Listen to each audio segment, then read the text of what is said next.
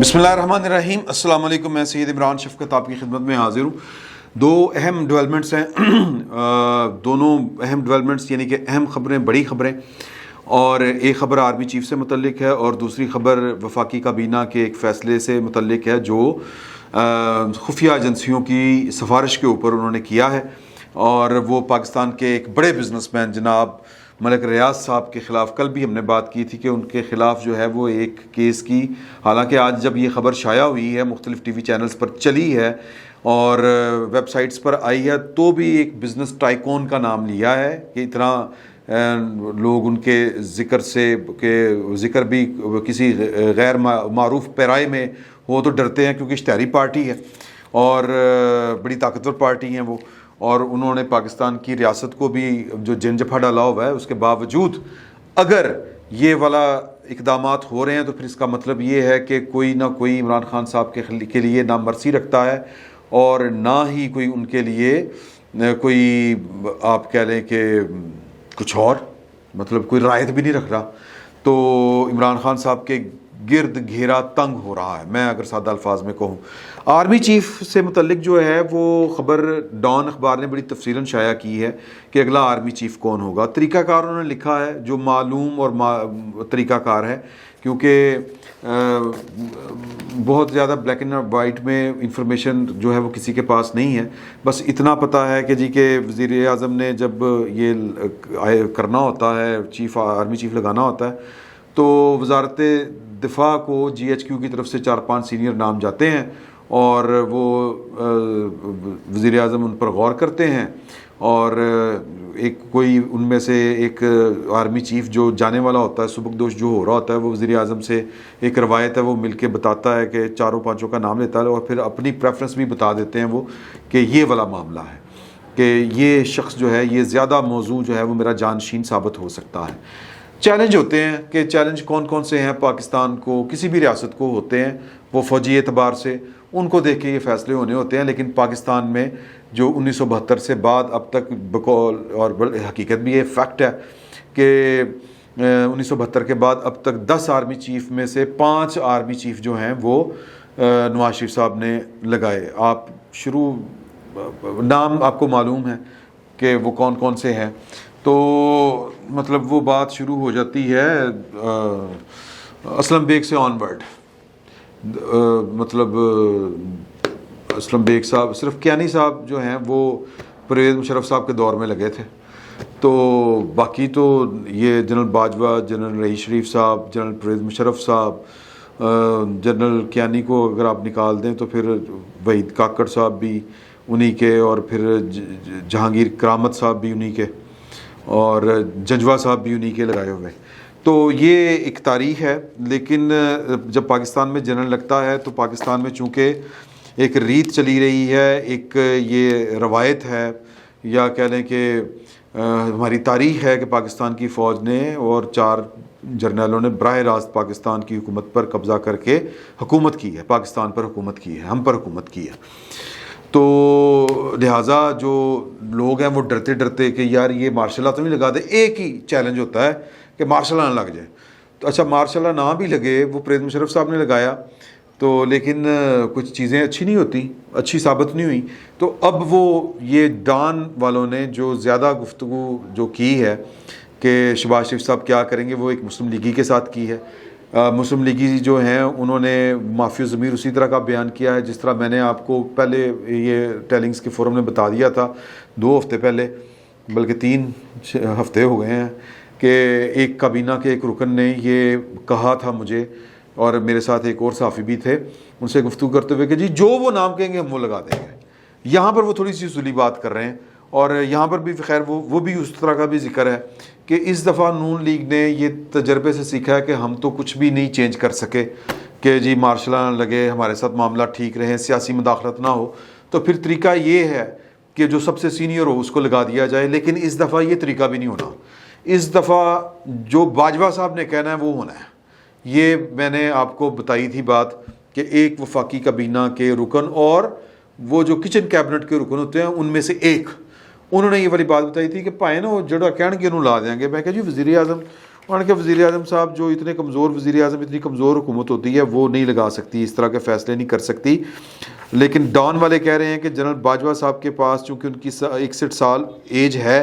اور ایک مدت کے لیے وہ اہل ہو سکتے ہیں. کل میں نے اسی کے اوپر پروگرام جو کیا تھا، ولاگ آپ کے ساتھ گفتگو کی تھی، وہ 6 مہینے 10 دن وہ والا فارمولہ. تو آج مجھے ایک اور ذریعے کا فون آیا تھا، ایک سورس کا. انہوں نے مجھے یہ والا ولاگ سن کے کہا کہ آپ کی انفارمیشن ادھوری ہے، کیونکہ بات یہ چل رہی ہے کہ باقی جو نیچے سیٹ ہے نا 4-5 لوگوں کا جو سینئر ترین جج ہیں، اور جج کہہ رہا ہوں جرنیل ہیں، ویسے تو کوئی گل ہے جرنیل ہیں جو، ان میں ان کو 6 مہینے 10 دن کی ہے. اوپر بات 1 سال کی ہو رہی ہے، یعنی آرمی چیف 1 سال، اور نیچے جو 5-6 سینئر ہیں کہ سیٹ خراب نہ ہو یا ان کی. اور اس کے جو مقاصد کیا ہیں، اس کے مقاصد جو ہیں وہ وہی ہیں جو آپ بھی سمجھ رہے ہیں اور جو میں بتانا چاہ رہا ہوں، لیکن میں بتا نہیں پا رہا کہ وہ مقاصد کیا ہو سکتے ہیں. ابھی ایک پروپوزیشن ہے، یہ بات بار بار میں کہہ رہا ہوں کہ ذہن میں رکھیے گا. ابھی یہ مرحلہ درپیش جو ہے، یہ اس کے اوپر جو کام ہونا ہے وہ مڈ آف ستمبر میں جا کے ہونا ہے. وزارت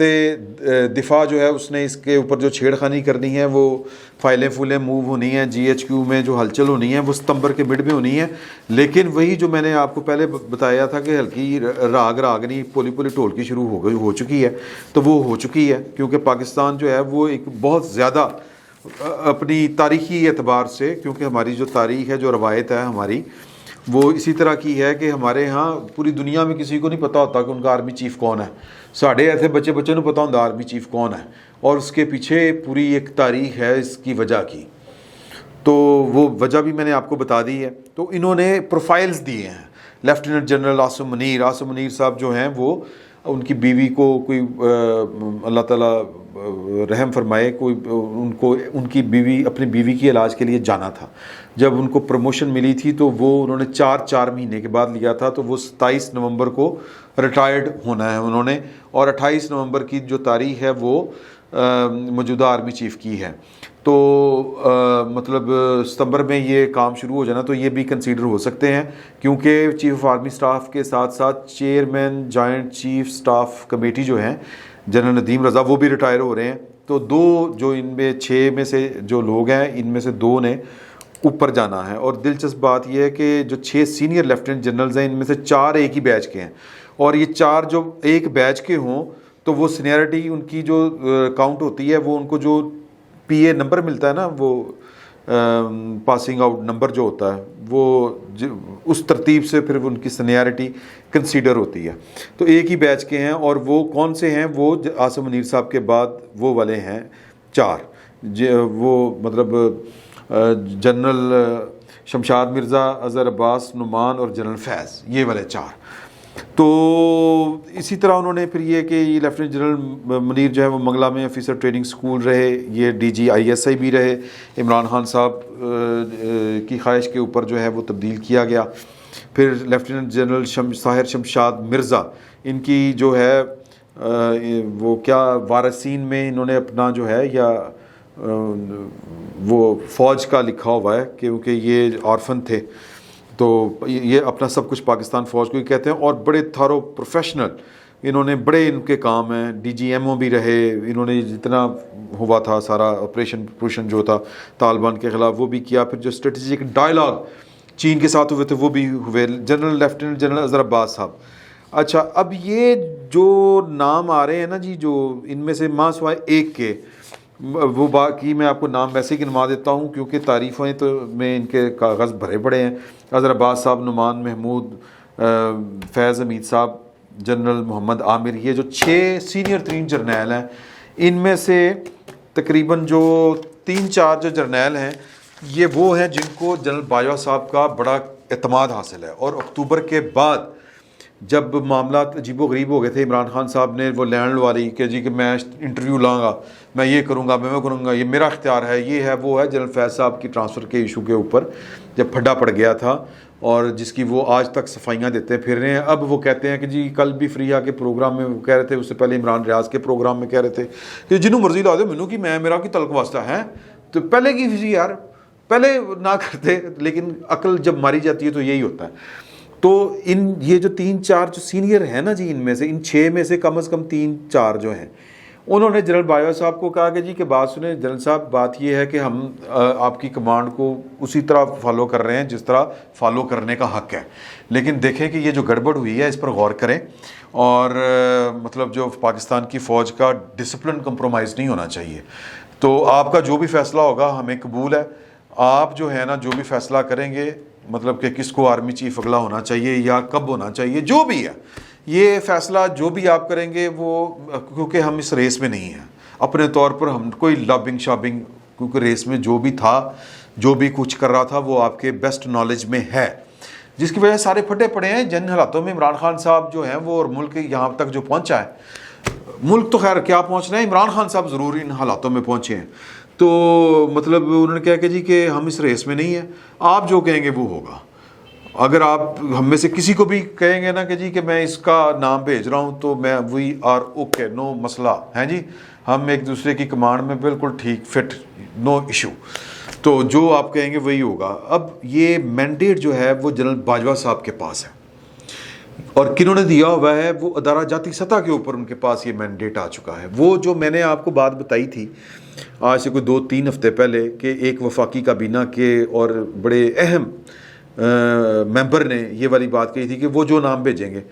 وہ نام یہ شاید پہلی دفعہ ہونا ہے، ادروائز تو آرمی چیف جو ہیں وہ جی ایچ کیو میں بیٹھے وہ فائلیں منگواتے ہیں، سینئر کو دیکھتے ہیں، ان کے ہاتھ کے چنڈے ہوتے ہیں، بچے ہوتے ہیں، ان کے جونیئر ہوتے ہیں، وہ گھر دے جمع دند گڑی دینے، تو فائلیں منگوا کے اپنا جو نوٹ ہوتا ہے وہ بنا کے بھیج دیتے ہیں، اور پھر زبانی جب وزیر اعظم سے ان کی غیر روایتی ملاقات ہوتی ہے غیر رسمی، اس میں بیٹھ کے وہ بتاتے ہیں غیر رسمی طور پر کہ ایڑا نا ویسے تو سینئر ہو ہے لیکن ایڑا چوتھے نمبر والا نا بڑی ایٹم ہے جی،